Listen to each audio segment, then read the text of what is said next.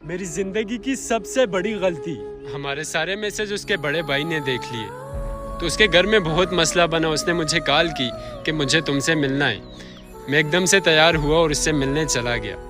جیسے ہی اس کے پاس پہنچا وہ ایک دم سے میرے گلے آ لگی اور بہت رو رہی تھی اور مجھ سے کہہ رہی تھی کہ مجھے اپنے ساتھ لے جاؤ، میں واپس اپنے گھر کبھی بھی نہیں جاؤں گی. میں نے وجہ پوچھا لیکن وہ اپنے ضد پہ اڑی تھی، بول رہی تھی میں خودکشی کر دوں گی لیکن واپس گھر نہیں جاؤں گی.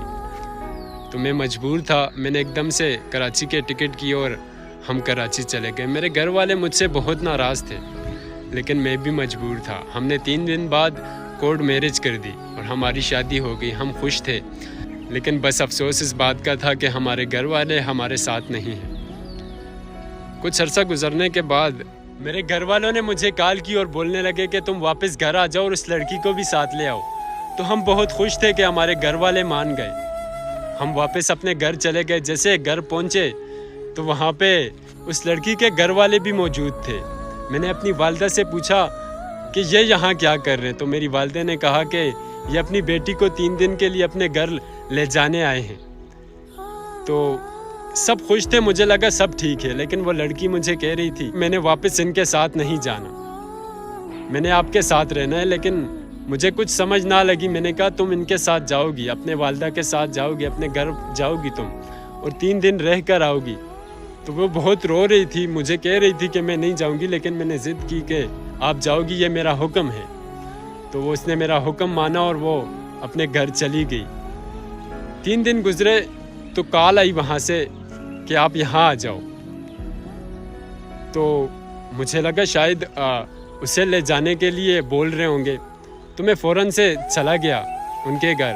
وہاں دیکھا تو بہت بھیڑ لگی ہوئی تھی. پتہ کیا تو پتہ چلا کہ یہاں پہ کسی نے خودکشی کی ہے. تو میرے پاؤں کے نیچے سے زمین بھاگ گئی. میں فوراً سے اندر گیا، دیکھا تو اس نے پھنکے سے خود کو لٹکایا ہوا تھا. میں ایک دم سے بے ہوش ہو گیا. مجھے پتہ ہی نہیں چلا کہ کیا ہو رہا ہے. میرے پاؤں کے نیچے سے زمین بھاگ گئی اور شاید میں 3 گھنٹے بے ہوش تھا. مجھے کچھ بھی سمجھ نہیں آ رہا تھا.